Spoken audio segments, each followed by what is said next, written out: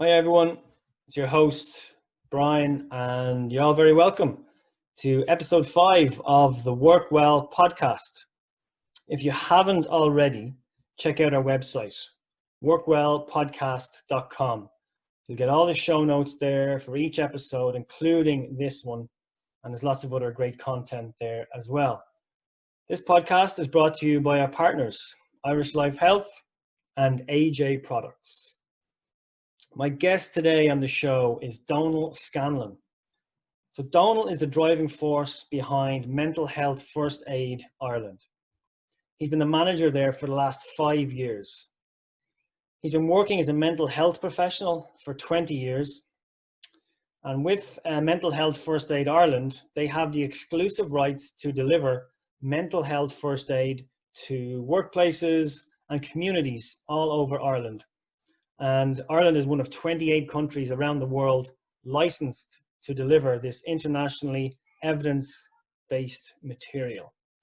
So let's head straight into my conversation with Donal Scanlan. Donal Scanlan, hello and welcome to the Work Well podcast. How you doing, Brian? Nice to see you. Yeah, great stuff. Great to see you as well, Donal. So first question, really important question. How are you?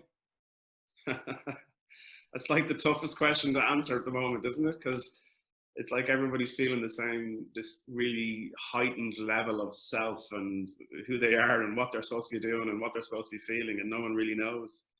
I'm okay. Yeah, I suppose like everybody else, I'm just feeling that really heightened level of stress at the moment. And your work is continuing. The wife and kids are at home. What's your routine like at this moment in time? At the moment, I'm still going out to the office. I work in a mental health hospital in South County Dublin, so we're very much open. And I, at the moment, could be redeployed back to the wards at any point now. So that's kind of hanging over me a little bit as well. Although, you know, I do anything to help out my colleagues. So if that's what it comes to, I'm very happy to do it. Yeah, my wife and kids are at home doing their best to keep themselves, you know, kind of physically distant from everybody, and yet trying to, the word gets used as socially isolate, but you're trying to socially connect with people, but in a new way. But certainly keeping their physical distance, and yeah, every day is a new challenge, I suppose. It's tough being in the office and they're all at home, and yet I know I'm probably by the time you air this podcast, I'm going to be working from home as well if I haven't been redeployed. So that brings its own challenges as well. Absolutely. And so, yeah, your background, you're a qualified mental health nurse. Yeah, so I'm a mental health nurse, and I've kind of held on to that the whole time. So it's the hospital is very much up and running, and if there was ever a time to challenge people's mental health, this was it, you know. So we're as busy as ever and preparing for what's to come in the coming weeks or months. Because yeah, your normal role, we'll talk a little bit about your day-to-day role. That's with Mental Health First Aid Ireland. And that's, I imagine that kind of, tell us a little bit about that training, but I imagine that's on hold at the moment. So yeah, so I'm the manager of Mental Health First Aid Ireland, which is a training and research program that delivers mental health first aid training to the Republic of Ireland. We're one of now 31 countries around the world that have mental health first aid training. And yeah, we've kind of paused our direct delivery, you know, the delivery contact with people, obviously, in our training, both our public training and our corporate training is all paused for the moment, at least up until the end of April, and looking more and more like it'll be into May now. We've had to, like everybody else, I suppose, reinvent how we're working, because we still want to support our community of instructors, our community of those that we've trained, the stakeholders we have, our corporate clients, our public community groups that we work with. We want to find new ways to support them and encourage them to use their skills during this time as well. I mean, we have in Ireland 7,500 people trained in mental health first aid. If there was ever a time that we needed to have a bit of a call to action, that they could go out and use their skills, well, stay in and use their skills to support their family, their friends, their neighbours, their work colleagues remotely. So yeah, we train people on how to have a better conversation about mental health, how to recognise when somebody might be having difficulty, how to support that person in an empathetic and compassionate way, and how to do so without needing to diagnose, without needing to take over, without needing to fix things, and instead just to be able to signpost people to the right kind of help. So yeah, it's been challenging not to be able to do our training, but we're going to get a little bit more inventive about what we do over the coming months, and then hopefully get back to our training as soon as everything starts to return to a semblance of normality anyway. And that's a good point you made there. So all these people, these 7,500 people throughout the Republic of Ireland that you've trained up, there's so many people now using online webinars, online meetings, employees and employers. Is there potential there for some of these people that you've trained up to be providing these kind of mental health services through those facilities, do you think? We very much train people not to be experts and not to be, to not think that just because they've done mental health first aid training that they are doctors or nurses. And however, they certainly have the skills and hopefully the confidence to have a better conversation about mental health. So if we're having these webinar sessions, or if we're having one-to-one meetings or Zoom calls with people, taking a moment in that meeting to check in with people and to really ask them how they are. And of course, the usual answer in Ireland is, I'm grand, I'm fine. But I suppose using your skills to be able to say, well, how are you really? Because this is a tough time. Like this is not the norm, is it? I mean, and that's the case for everybody, I think, at the moment. That's the whole thing about what's going on at the moment, is for people to realize that there is no normal about this. There is no right way to feel, wrong way to feel. It just is. And to give people an opportunity to check in with them and for them to be able to express that is something certainly the 7,500 people we've trained can do with their skills. And even those that haven't done our training, there's nothing stopping anybody from being able to reach out to somebody and say, look, how are you really doing? What's it like for you at the moment? And to spend a moment at least, checking in and having a real human connection with somebody, even if that is virtually or over the phone. Hearing somebody's voice at the moment could make the difference in somebody's days, Yeah, and that's more important than ever, isn't it? Reaching out to parents, friends, family members that they're maybe self-isolating, maybe they're distant, and you're not seeing them on a regular basis. So something as simple as a phone call can make a big difference in their day. So it's something that employers, maybe employees can think about as well for their remote workers that are, they're probably their new remote workers now. Their entire workforce is remote in a lot of cases. Yeah, if there was ever a time for, I suppose, real true leadership, and I don't just mean like senior leaders, although that's important too, but leadership from our colleagues, from each other, from ourselves, to step up and to really, use this time to check in with people and let them know it's okay, that you've got their back, that you're in this with them. And we've had hashtags around social media saying we're in this together. Well, and that is true, but we need to demonstrate that, I suppose, as well, both in our homes and our families, but also to our work colleagues. To give people the opportunity to name that in a day.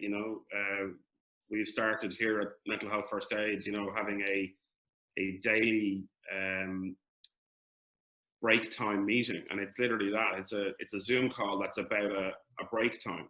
That's when we would have met for coffee before. Now we're meeting on Zoom, Yeah. from our homes, and the whole team is working from home currently and checking in on a daily basis just to see each other's faces and see how you're doing and what's it like, and just giving people an opportunity to talk and to share what their experiences are like. And then we're able to get on with work tasks and communication around what's required from us with our remote working. So, but just to have that check-in makes such a difference, and to give people the opportunity to do that and to make that the new norm, you know. Yeah, that's a great idea. Just There's checking some really in. great ways of, sorry, Brian, there's some really great ways of doing that with your friends and your family as well. I mean, I live about 10 doors from my parents, and yet we haven't physically seen them closely for obviously the last couple of weeks. So we've had, you know, used the technology. We had a games night the other night where we actually played a game of Trivial Pursuit remotely. So Fantastic. you can get inventive with this, you know, you can get inventive and make it work for you. Yeah, absolutely. And I had I don't live that close to my parents now, but I did have the almost surreal situation where I was dropping flowers down to my mom on Mother's Day, and, you know, leaving them at the door, ringing the bell, and then walking out to the gate and standing at the gate and having a conversation there for about 10 minutes about, you know, probably about 3 or 4 meters apart. It's kind of, Yeah, it's so it's like unusual, isn't it? it's like somebody joked about it with me the other day. It's like the COVID knick-knack, you know, when you sort of knock on the door and run away. I've had conversations with my father where he's been standing at the front door and we're standing out in the middle of the street nearly, you know. So yeah, it's a tough time. Makes you appreciate some of the more simple things in our life, I suppose. It really does, doesn't it? You really appreciate the smaller things. But yet there is so much uncertainty and anxiety, particularly around the virus itself, but also around, I guess, people's employment status, their financial position as well. Any advice for the individuals that maybe are looking for some, I don't know, some way for looking after their own mental well-being at a time like this? I mean, if there was ever a time to take some time out for yourself, this is it, you know, to find moments in your day where you're consciously engaging in your well-being. And it really does need to be conscious, because it's very easy just to sit and scroll through social media or watch the news 24/7, and it's as horrible as that is, it's disproportionate to the problem. Not to minimize it in any way, but just, you know, the level of news and level of social media coverage of this is not necessarily healthy for us to be exposed to 24/7. So I suppose, first of all, people say sometimes about anxiety that you need to normalize it, you know, and this isn't just anxiety though, because this is fear, this is uncertainty. It's not a disorder. It's not you know, a diagnosis. It is the state of being at the moment in most everybody who is conscious of this virus in the world. And this response we're having is very, very normal. There's nothing normal about it, but it's a very ordinary experience. So acknowledging that is a great wellness tip for a start, just being able to name it. And then to go, okay, so what am I going to do about this now? How can I use this? I don't know who I was listening to this morning, and we're saying about how in World War II, when all the soldiers went off to war, those that were left behind rallied around and started working in the field, started working in the factories, started you know, rationing food. They exerted control where they could. They did what they could. So they used their anxiety to do something good. So I would say use your concern and use your worry to do something good for yourself. You stay at home. You engage in things that are healthy for you. You know, minimize your social media content. You minimize the amount of time you spend watching the news, but keep yourself informed as well. There's nothing wrong with keeping yourself informed. But then, you know, now is the time to engage in that free meditation app that you've been meaning to do. You know, now is the time to trial that fitness class, that online fitness class that you've been meaning to do. And now is the time to write that letter that you've been, you know, use the postal service that is still working in Ireland. Use your phone for what it was designed for. Make a phone call to somebody, let them hear your voice, you hear somebody else's voice, reach out to people and connect to them in the ways that you can, even if it is from the middle of the street, or even if it is from a phone call, or an email, or a letter, or a postcard, you know, whatever it be. You touched on the almost like a bit of camaraderie in communities, and I'm certainly seeing that. And there is, I guess, negative stories in the news, and it's often the negative story that seems to make the headline. But I'm seeing just on the ground level some real genuine community spirit and camaraderie, and people coming together, supporting maybe elderly neighbors or those a little bit more vulnerable. There really is almost like a team kind of spirit that's emerging in the community, and that's something incredibly positive. I think so. I mean, if you, not to over dramatize, but if you looked at times of like 9/11 when that happened, you know, people remembered where they were, the people they spent time with that day. Even in New York in itself, it was about the community coming together and responding to that crisis. And like I said, with World War II, that's what people did as well.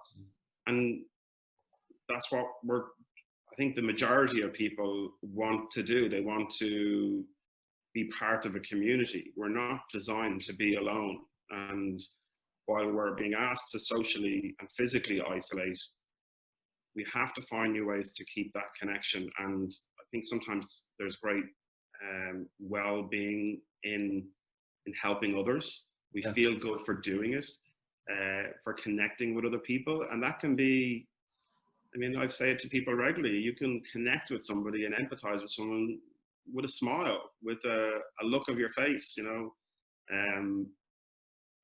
You know, as we walk past people and keep our social distance, there's this almost knowing look from each other. Yeah, I didn't avoid you because I didn't like you. I avoided you because it was the right thing to do. And so this connection we all have, and it's about, you know, tapping into that in safe ways, and yeah, being there for each other in whatever way we can. In Mental Health First Aid Ireland, one of the things we do is we teach people to reach out safely to each other, to be able to recognize when somebody's having difficulty, to know how to start that conversation, how to keep it going, how to listen, how to do so with empathy, understanding, and how we should spend more time listening to somebody than we do wanting to respond or wanting to fix. And then how can we signpost people towards the right kind of help? How can we direct them towards what's going to be useful to them? Or how can we just remind them, look, you know what you to do with this. You've done this before, or I'm here if you need to reach out in the future. So, and this is not rocket science. This isn't, you know, a new skill really. It's just about reminding people that they have it in them, and that maybe they need a little bit of extra confidence on what to do and when to do it, and how to do so appropriately, and how to do so in an evidence-based way as well. And it's a challenging time for employers as well. Any thoughts on how employers, and I'm sure that they want to do this, how can they do the right thing in supporting the well-being of their employees, many of whom will be working remotely for the first time? Any thoughts on what the employer themselves could do to support the employee? I think there's a lot of workplaces, ours is a good case in point, having to get used to what remote working even means. And I suppose employers can realize that they need to have realistic expectations of their employees, and for their employees to realize that too, that if they're going to remote work, that what's that going to mean to them? What's the expectation? To measure that with also taking into account that this is a crisis, and that is making people feel certain ways, and that's okay, and that both the employer and the employee are feeling this. And honestly, we spend our time trying to get people to understand what empathy means. this is a real case where people can truly empathize, because there isn't anybody around that isn't feeling this. Mm-hmm. We're just all managing it in different ways. We all cope with it in different ways. But in relation to being able to relate to how somebody's feeling, I think it's important that employers lead on this and really let people know that it's okay to feel what you're feeling, and that we understand. Uncertainty is a big part of what people are feeling right now. And I think employers can do their best to, well, they may not know what's going to happen. They can do their best to stay in touch, to communicate with people as transparently as possible, and without overwhelming them, because you can do that too. You can say too much and it can be overwhelming. So to measure that communication, but to do it in a way that keeps people engaged, keeps them informed, even just to show their want to reach out, to connect with them regularly, stay in touch, basically. This is definitely a time for real leadership, and that leadership sometimes has to be a little bit about showing that you care, and that you're going to keep people informed about what's going to happen in the future, and your want to keep things going, to keep that business moving. Yeah, communication, so important at a time like this, isn't it? And just getting to grips with those tools which maybe we've forgotten about, or we haven't used before, and that's where real leadership comes in, as you said. I'm going to ask you to look into your crystal ball now. It's like it's hard to imagine, going back to work and workplaces will ever be the same again, like the day-to-day work. And what will that be like for the employee and indeed for the employer? I mean, going back to work after something like this, is it possible to think about that at this stage? And what can employers do to maybe support the well-being of employees that are coming back after such a long absence? Yeah, I was only thinking about this the other day. I mean, I have a teenage daughter who's trying to do a junior cert at the moment, and at some point she's going to have to go back to school, and at some point she's going to have to go back to study. And while she's doing her best at home and doing whatever she can, it will be different. And the same thing for workers. They're doing their best at home and they're working as much as they can and getting what they can done. But when they go back, to have an understanding that maybe we'll be at a slightly different pace, it'll feel fresh and new again, like starting your first day in the job, and yet all of us doing it at the same time nearly. So while we can support our employees now with, online virtual supports, mental health webinars, wellness podcasts, we can do all of that, and having our daily break room check-ins or whatever, having a sense that when we get back to work, that we need to continue some of that work going as well, that we need to not forget that there will be a fallout from this. There will be an impact on mental health, on people's mental health. There will be an increased level of anxiety and fear going forward. And again, an understanding, keeping this conversation going, realizing that mental health is something that we all experience, that we all have ups and downs in it, and that it needs to be supported. It's an integral part of our well-being, and it should be an integral part of our well-being strategies from a workplace perspective as well. Whether that's related to our fitness, our nutrition, our sleep, it always comes back to mental health. So just keeping that at the forefront of people's minds, both now when they're remote working or not working, they're just at home with their families trying to come through this, that when they come back to work, that we recognize what they've gone through that it wasn't normal, and that it was something that we can all relate to. Just keep encouraging your staff, keep talking to them about how they're feeling, focus on those feelings, and let them feel heard. Very good. Yeah, very well said. And you mentioned your daughter there. I have a young daughter, a little bit younger now, at home as well. She just started her first year in primary school. So I don't know if she thinks this is almost normal. This is the way it is at the moment, staying at home for so long. But yeah, again, it's going to be a bit of a challenge now to get her back into that routine of school and school work and those school hours. What do you what's your daily routine like there? I think you've more than one child at home. Are you getting your kind of physically distant bit of exercise? You're walking on top of the work and the family life?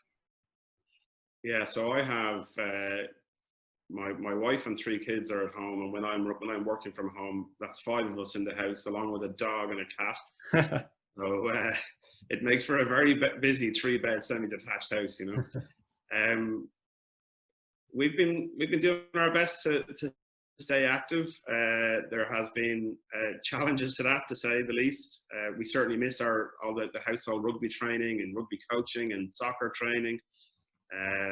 We've been doing our best to get out for the walks that we're able to have safely. Cycle rides with my son. He's been very good at trying to get out of an evening. I'm lucky I live in a very rural environment, so it's quite safe to get out and keep a social distance from people. We've been doing some physical activity in front of YouTube, and I think we had a recent family challenge of keepy uppy challenge for with toilet rolls instead of footballs.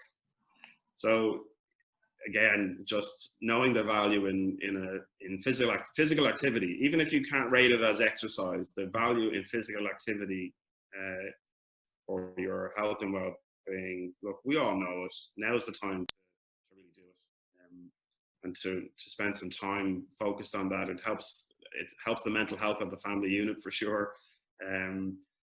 We've all a newfound appreciation for teachers, don't we? We now think they should all be paid incredibly well. And this is not homeschooling, let's be clear. It's not homeschooling, but it is, we're doing the best we can. And as I always say to parents that I meet in relation to mental health, and it's my mantra, we are all making this up as we go along. And we're all in this together is true, but we're definitely making it up as we go along. Yeah, well said again. So teachers, healthcare workers, I mean, many other professions really, coming to the fore here and leading by example and just showing us the amazing work that they've probably been doing kind of under the radar for so long, but now I think getting a lot of attention, and rightly so. So tell me a little bit about mental health first aid then, and before we finish up, what will that look like in the future? Is what's happened in the last couple of weeks and months, is that something that will change your approach to what you're doing, or will the training go back to normal once things settle down? There's been huge value in our person-to-person connection between our instructors and the participants in our training. So we very much hope to go back to our way of delivery.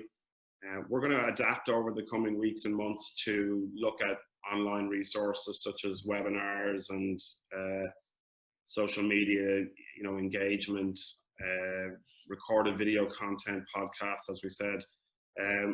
We will make our supports available to people as virtually as possible, and then hope to get back to our in-person training. This is bound to have an impact on mental health first aid and on this kind of training, around the world. Around the world now, currently, there's nearly 4 million people trained in mental health first aid. Wow. So, there will be moves, no doubt, in this time to make some of this virtual, but there's a huge value in the person-to-person connection. So we'll do what we can in the meantime.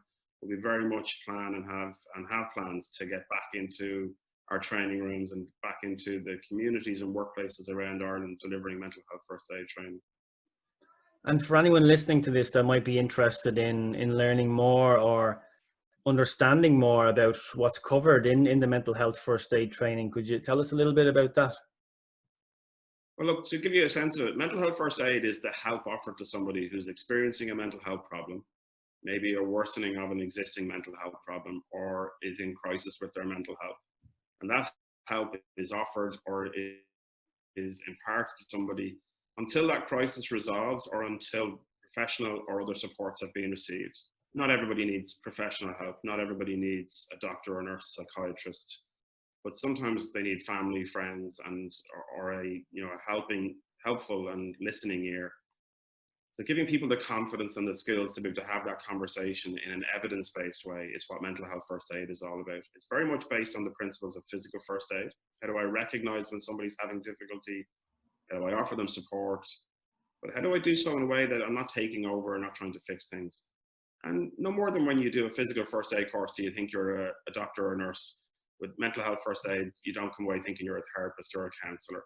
It's not about being an expert, it's just having a little bit more expertise to be able to listen to somebody, to be able to spend time with somebody and have confidence that that might have made a difference in their life. So mental health first aid, then you can find out more about it through our website. It's www.mhfaireland.ie. And we're the only provider of mental health first aid training in Ireland. And to, we provided through the public, through a HSE funded project for the public and community and target groups. This year alone, we hope to be delivering training within the Defence Forces, within the Gardaí, within Sport Ireland, within the travelling community, HSE. And then to the corporate world, we deliver our training through workplaces, through initiatives in HR, wellbeing, health and safety, diversity and inclusion. Anyone that was willing and wanting to have a conversation about mental health, we're there to help facilitate that. We do that through our 2-day training with mental health first aid, but also we have line manager sessions for line manager sessions for leaders who are working with teams of people. We have a senior leaders program as well for getting the senior leadership buy-in, and then we have our kind of 1-hour briefing sessions for just to get people engaged and get them started on this journey around mental health. Brilliant. So that's MHFAIreland.ie. That's it. And we're also available through all kinds of social media, Instagram, LinkedIn, Twitter and Facebook. So usually you can find one of us at the end of that. So, come along and have a conversation. Just reach out, and if nothing else, we can talk about mental health, and that's always a good thing. Yeah, absolutely. Really worth checking out. Well, listen, Donal, you've been really generous with your time at what is such a busy period for everyone. So thank you for that. You're doing great work at Mental Health First Aid Ireland, and you may even be back on the front line soon enough in the wards, as you mentioned. So thank you for your time, and we wish you the very best of luck with that. All the best, Brian, to yourself and to your family. All right. Take care of yourself. Great. Thank you, Donal.